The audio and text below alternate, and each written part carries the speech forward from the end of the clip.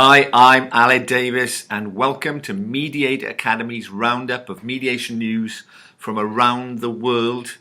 As always, we try and be informative, we try and be illuminating, and we try and have a little giggle, a little bit of fun, and occasionally we're outrageous if we can help it. Welcome to 2017, and welcome to This Week in Mediation. My co-presenter on the show is Professor Nadia Alexander. Nadia, Happy New Year. Happy New Year to you too. I hope it's a good one. So, what have we got in store for our audience watching this show? Well, for our first show of 2017, we're going to look at some of the themes that we here at Mediator Academy anticipate will loom large in this year of 2017.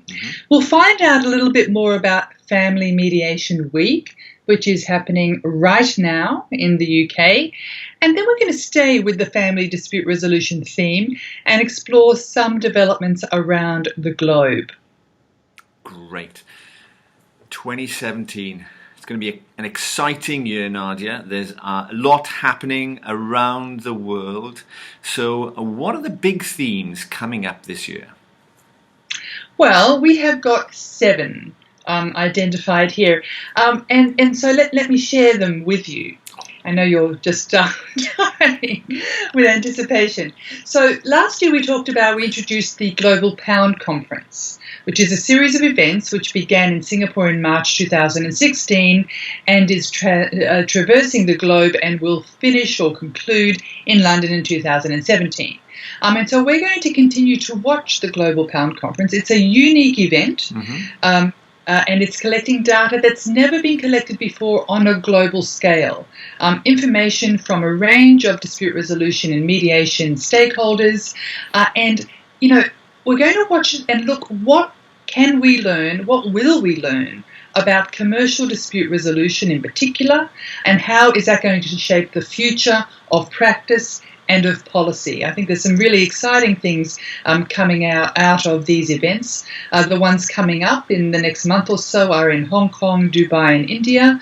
But as I said, there'll be non-stop events right up until July, the big event in London. Already the report on the Singapore event is out.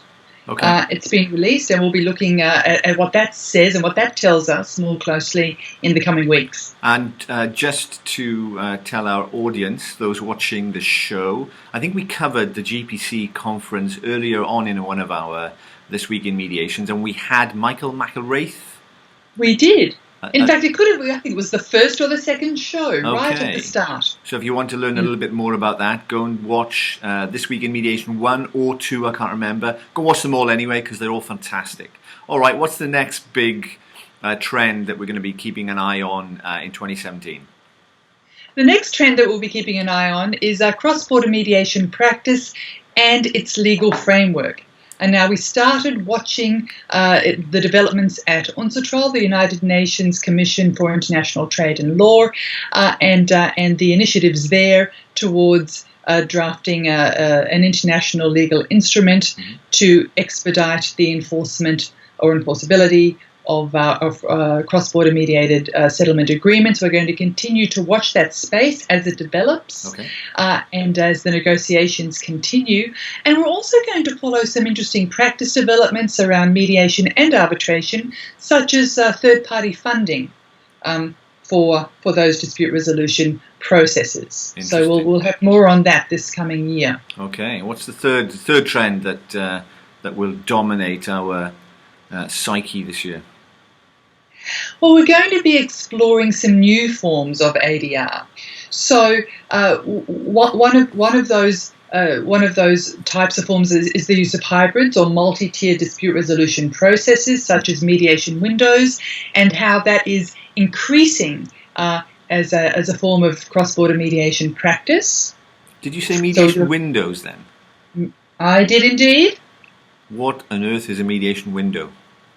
Aled, go and have a look at the Mediator Academy CPD video on multi-tier dispute resolution processes It's where you get your CPDs. It's the online course on the website, and it will tell you all about mediation windows in arbitration houses and all sorts of other exciting hybrid forms. That's right, a big slap on your wrist. But also processes such as collaborative practice and conflict coaching, which in themselves aren't new, but they're starting to get a lot more resonance in the ADR space, and we're seeing them a lot more prominently in practice. So we're going to be meeting practitioners from those areas. Sounds very interesting. Okay, what else is coming up? Or should I say, what else is coming up? Well, okay, am I thinking of robots or artificial intelligence? Yes, I am. We had mood sweaters, you may recall, last year, and I think robotics is going to be a very big theme. We talk about ODR, and we're thinking of ODR platforms and emails and chatting and video, but I think it's going to take a massive leap in 2017 and will surprise us. So we'll be hot on the tail of robot mediators. And just to add something onto that, I think virtual reality headsets. Now, we're going to be covering virtual reality headsets, and in 2017, we might even see the very first 3D This Week in Mediation show. So we'll keep you updated on that. So you might be watching this show with your virtual reality headsets on, and you'll be sitting right in the studio with us. All right, what else? I can't wait for that one.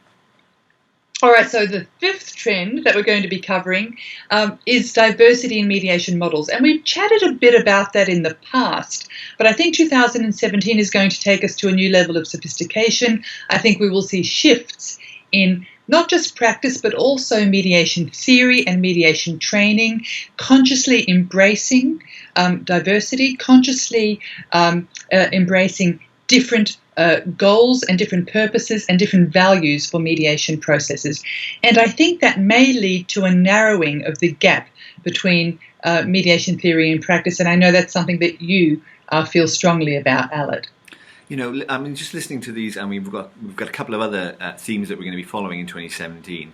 But I just feel really excited about what's coming up. It's a bit like, we're plotting a roadmap of the development of mediation throughout each episode of the show. Really, really exciting. All right, more on that, more on my excitement a bit later. What's the sixth trend coming up? Well, research. We're going to be looking at the latest research, new types of research, and particularly looking at some research, not just published research, but we're going to speak to some researchers, right, that are, while they are conducting research, while they're in the process of doing the work, neuroscience research, discourse analysis, action-based research, and all of this sort of work adds to the growing epistemology of mediation, right? The knowledge that is the foundation of this new professionalized field. Fantastic. We've got cross-border, hybrid forms, robotics, research, and mediation models. And finally, what's the seventh trend on our radar? Well, the seventh trend is really about the reinvention of mediators, how mediators are reinventing how they think of themselves and how they talk about what they do. And in a way, it's picking up on Richard Susskind's end of the professions prediction, how traditional professions are transforming or falling apart in front of our very eyes. And how does this link to the growth and development of mediation? There is, for example, a trend for mediators to define themselves now not just as mediators, but as conflict specialists, as coaches, as communication experts, as conflict management architects, in different ways, right? Different labels to capture diverse and broader markets. Oh, I can just see it now. I can just see it now. We'll be following that. Hi, Aled Davis, conflict management architect, reporting for duty. Now, it's interesting you say Professor Richard Susskind. We've done a really illuminating interview with Professor Richard Susskind last year as they were preparing this proposal for the Ministry of Justice on online courts.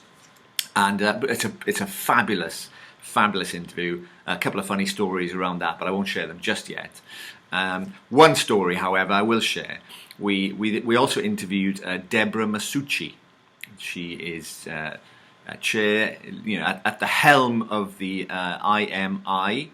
And I remember speaking to Deborah, and she said, "Aled, I just watched the interview with Professor Richard Susskind. Fabulous. How on earth did you get him on the show? He doesn't even respond to my emails." Okay, enough. Stop bragging. Well, we're just able to attract the brightest, the best, the smartest, the most interesting, informative people onto Mediator Academy, and I just feel privileged and blessed. Just saying. All right, so we've got an exciting year ahead for this week in mediation for Mediator Academy, but for the mediation field and for the ADR field in general. Some fabulous themes there for us to track and follow. Now, Nadia, let's get straight into this week's show. Did you know that January is considered to be divorce season? Now, not so much the season to be jolly, apparently. The number of divorces is so high early in the new year that the first working Monday is nicknamed Divorce Day among some family mediation practitioners. And I'm just wondering whether we'll see a shift from Divorce Day to Mediation Monday. Aled, you are ever the optimist, and I think that is fantastic blue sky dreaming, particularly for early in the new year. I think it should be one of our New Year's resolutions. We'll turn Divorce Day into Mediation Monday. Fantastic. In January. Yes. I think that's fantastic. That's a great goal. Well, look, let's plunge straight into the first story of of this week's show. And this week in the UK, as you mentioned in the intro, it is Family Mediation Week. And we have a special guest in the Mediator Academy radio car who can tell us a bit more about Family Mediation Week, what it's about, and what some of the events taking place around the UK, what we can expect. Let's go over to our special guest now. Okay, we've got Philippa Johnson, Vice Chair of the Family Mediators Association in the Mediator Academy radio car. Good morning, Philippa. Good morning, Aled. It's lovely to see you. You're looking very comfortable in our radio car there. It's a magnificent thing. Thank you for coming onto the show. Tell us a little bit about Family Mediation Week. Okay, the aim of Family Mediation Week is to raise awareness of family mediation in the public in general. We did some research published last year, which identified the fact that many people don't even know what family mediation is, let alone have a sense that that's something that they could look to if their family relationship broke down. So we thought it was important. This year we're focusing on children's perspective of separation and divorce and why family mediation can help children in particular. That's fascinating. And what events have you got going on this week? We focused on very local events. So if our website, we have two websites. We have the Family Mediators Association website, which has lots of information on it, but we also have a dedicated Family Mediation Week website, familymediationweek.org.uk. And on that, our members and any family mediators anywhere can post on the map saying we've got an event happening here. So there are an enormous number of events happening all over the country on different days, offering different things, trying to get local people to come in and participate. Okay. And you said that not many people know about family mediation, and you were giving an example earlier in our conversation about someone having a chat with a hairdresser. I mean, what are the courts doing to promote and integrate mediation into the process? There have been some really big strides taken to try to do that. Everybody who applies to make a family law order has to go to a mediator, to see a mediator first. I'm sorry, I'm being very careful about my language because it's very often reported as has to mediate. Right. And as we all know, mediation is not compulsory. You can't make somebody do that. Indeed. But the courts require that you, before issuing an application, you have to have seen a mediator. Right. And that means that they have to have heard about their options, including the option for mediation. That would be fantastic if it always worked. The idea is that if somebody hasn't done that, the courts won't see them, won't Right. actually consider their application.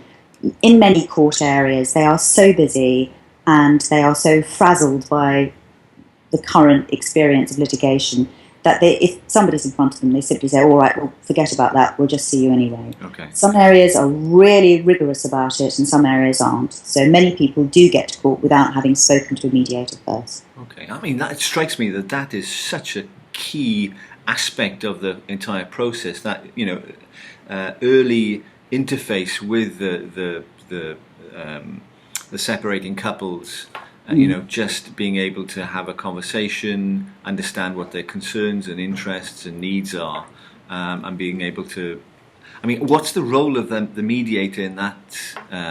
Very much an information giver. Right. We are required to give information across the board. There is an argument, why is it the mediator? And the answer is because the hope is, the government's hope is, the court's hope is that mediation will get a special emphasis, will be seen as a particularly positive step once you've met a mediator and understand what they do. Yeah. And that's great when it works. I would say that one of the weaknesses is that you don't necessarily get to see both people. Right. If one of the if the person making the application has to come to see the mediator, Yes. the other person doesn't, and we normally do get to see both people, but many of my colleagues complain that's a really big problem. Yeah. Yeah, I can imagine. And help me understand this. What extent has the family dispute resolution shifted from a traditional adversarial framework to a more collaborative framework? Well, in some senses, it's done quite well. There are various protocols which solicitors, particularly members of resolution, are expected to follow, which are about dialogue rather than about shifting straight into litigation. However, I don't think I'm alone in feeling that many solicitors who have signed up to those protocols actually take a pretty adversarial stance almost straight away. Collaborative law is a difficult one. Many solicitors and many clients really like collaborative law, but it's an expensive process, and if it doesn't work, it's a very expensive process. Okay, I see. So Family Mediation Week is for the public to raise awareness. It's particularly focused on the involvement of the child in the process. Is that right? This year, yes. This year, yes. So what can mediators do to really get behind this initiative and help get the word out and promote Family Mediation Week? The big thing for us is to engage with the materials that we're producing. So as I've said, our events are very much local, but as an association, what we've tried to do is to make sure there's something to talk about, something to focus on each day.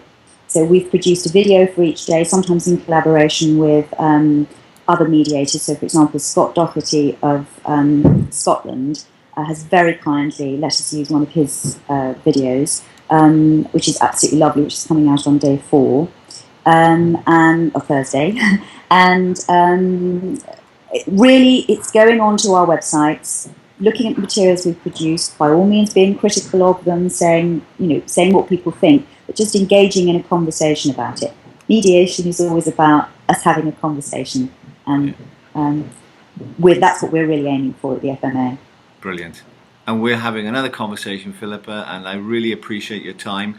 If you just ask the driver to drop you off at your next media appointment. I've got a mediation next, in fact. Oh, right, okay. At your next mediation. Listen, thank you so much for taking the time out today. Best of luck with the mediation. Best of luck with Family Mediation Week. Mediator Academy are going to be supporting it. We've got a bunch of things going out this week as well. So have a wonderful day, and thank you so much. Thank you. Really appreciate it. So, mediation does really make a difference in terms of sustainable benefits for disputing spouses and their children. And it's clearly a multidisciplinary approach. Yes, I hear in Singapore the Family Justice Court has been working towards a softer approach to resolving family disputes, but also very consciously working on a multidisciplinary approach. And I think, this is the case in many countries. For example, here, for all contentious child cases, counselling and mediation is required. And there's a pilot program that also includes a therapeutic interview with affected children, and that's mandatory. And it seems that this helps parents appreciate the consequences of their actions on their children, so that they, can then think about how they divorce, or as we, say nowadays, decouple, in a way that, that works for everybody, including the children. And you're right; it is multidisciplinary. I mean, in a recent speech, the Chief Justice here in Singapore, Chief Justice Menon, spoke about some of the different professions and some of the different professionals involved who could be involved in one family dispute resolution case. For example, the family law practitioner advocating for his or her client, and yet being sensitive to the needs of the children and the post-divorce family relationship. You've got counsellors, mental health professionals providing therapy, mediators. You may have collaborative practitioners. We'll talk about those later in the show. Mm-hmm. Also, from a longer-term perspective, academics involved in pushing the boundaries of family law and reimagining the ways that we think about issues, social scientists conducting empirical research, policymakers, right, who are actually very busy because so much is changing in this field, court staff who manage the cases and actually make decisions sometimes about which matters go to mediation, which matters go to counselling, which matters might go straight to court for an interim hearing, and of course judges who need to deal with every single family dispute as an individual dispute, but yet think about family disputes in terms of in terms of the greater law, right, and in terms of precedent. So it's really a collective enterprise. Okay. It's really moving towards something quite different to our traditional family litigation scene. Yeah, and it's not just mediation, is it? This multidisciplinary approach. There are a range of processes such as collaborative practice. I mean, tell us about that. Well, collaborative practice is also known as collaborative law, but I think we tend to use the word collaborative practice now because it's not just lawyers who are doing it. It's I think most popular in family disputes, but again can also be used in other areas. And essentially, it's the legal representatives of two disputing parties, for example, a couple who are separating, agree by contract to use collaborative principles, which are pretty similar to many mediation principles, agree to use these collaborative principles to try and work with their clients and find a solution that's mutually acceptable. And what's interesting is that in this agreement, the lawyers agree that if they cannot help their clients to find an amicable solution, mm-hmm. and if the matter should go to a determinative process such as court, those lawyers will step back, right, and they will not represent the client anymore. So basically, they lose. They don't have the case anymore, right? So that's where their income ends. Yeah, that's very interesting.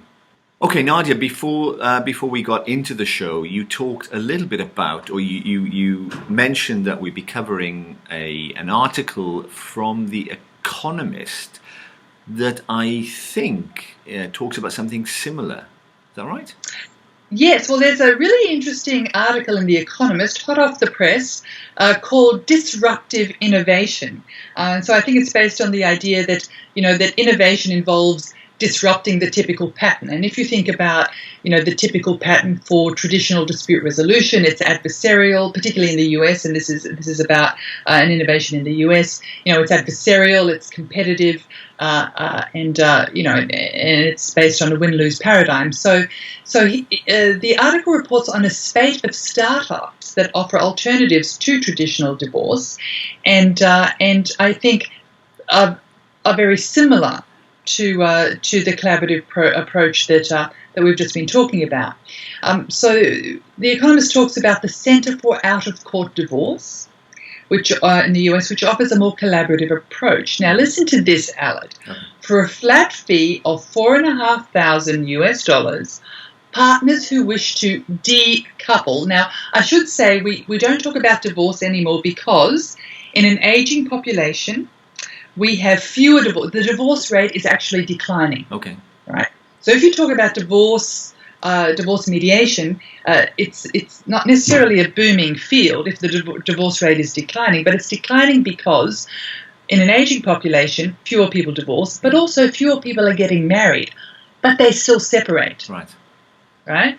So you could get skewed results if you just talk about divorce and divorce mediation. So we're talking about decoupling, as Gwyneth Paltrow has taught us, or uncoupling, as is the phrase in this article. So partners who wish to uncouple or decouple pay a flat fee of $4,500, and they're provided with a customised package, which includes mediation and counselling, some financial planning, and help with custody schedules.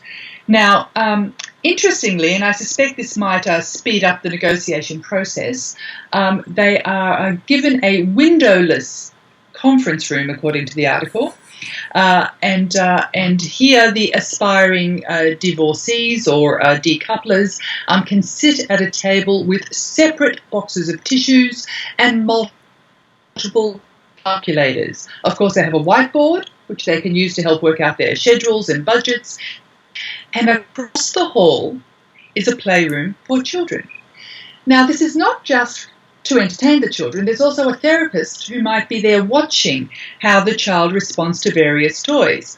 For example, does the child gravitate towards the miniature green bottles in the doll's house? And if so, this might, apparently, prompt the therapist to find out whether one of the parents has been drinking to dull their pain. Anyway, they say divorces and decoupling takes around 40 hours spread over 6 months. But of course, how long is a piece of string? The time can also always vary. Now, Alec, what do you make of this? Well, 40 hours, coincidentally, is the same amount of time you can become an accredited mediator. Just saying. Just saying. But you couldn't do it for $4,500 though, right? All right, Nadia, we've reached that point in the show now where we're going to look at the question of the week and to continue the theme. And here it is. What do you think of the move towards multidisciplinary processes in family dispute resolution? Is all this choice good, or is it just confusing? What does it mean for you in your role as a mediator, as an advocate, as a couple decoupler, or dispute resolution practitioner? Send your answers in on a postcard or put them in the comments box below. You're probably going to get a response if you do that rather than a postcard. It's been a great show. Feel good to be back in the saddle, Nadia. And absolutely. All that's left for me to say is it's goodbye from me in Mediator Academy in London. And it's goodbye from me, Mediator Academy in Singapore. See you next week.